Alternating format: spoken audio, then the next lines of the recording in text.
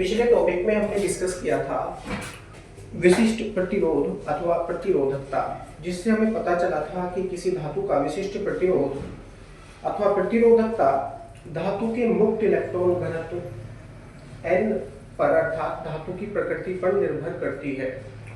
अब आपका अगला टॉपिक है इसमें विशिष्ट चालकता। अंग्रेजी में इसे कहते हैं स्पेसिफिक कंडक्टेंस। क्या होती है? परिभाषा होती है उसकी कि विशिष्ट प्रतिरोध के व्युत्क्रम को उसकी विशिष्ट चालकता कहते हैं।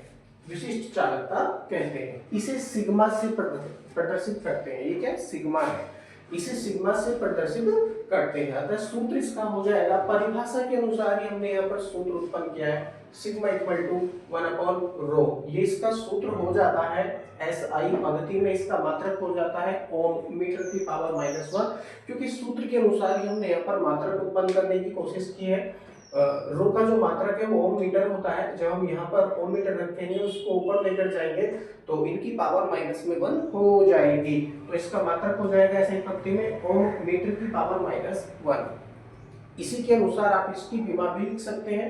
विमा हो जाएगी 1/ρ की विमा, क्योंकि सूत्र है ना सिग्मा इक्वल टू 1/ρ, तो इसी सूत्र के प्रयोग करते हुए इसकी विमा भी हम उत्पन्न कर सकते हैं। तो क्या हो जाएगी? विमा इक्वल टू 1/ρ की विमा। अब रो की विमा क्या है? ml की पावर 3, t की पावर -3, a की पावर -2 है। और ये 1 के अपॉन में है सारी चीजें। जब हम इसको ऊपर लेके जाएंगे तो जो चीजें प्लस में है वो माइनस में हो जाएंगी, जो माइनस में है वो प्लस में हो जाएंगी। तो इसकी विमा क्या बनेगी? n की पावर -1, l की पावर -3, t की पावर 3 और a की पावर 2। ये इसकी विमा हो जाती है। अब विमा के अनुसार ही आप इसका NKS सीरीज में मात्रक भी बता सकते हैं। तो NKS पद्धति में इसका मात्रक क्या हो जाएगा?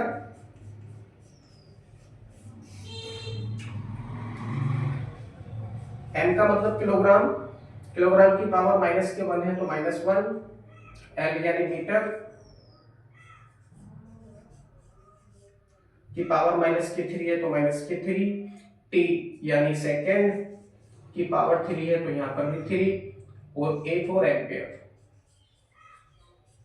की पावर यहाँ पर 2 है तो यहाँ पर भी 2 हो जाएगा। तो ये इसका NKS सीरीज में मात्रक हो जाता है। आई होप आपको समझ में आया होगा।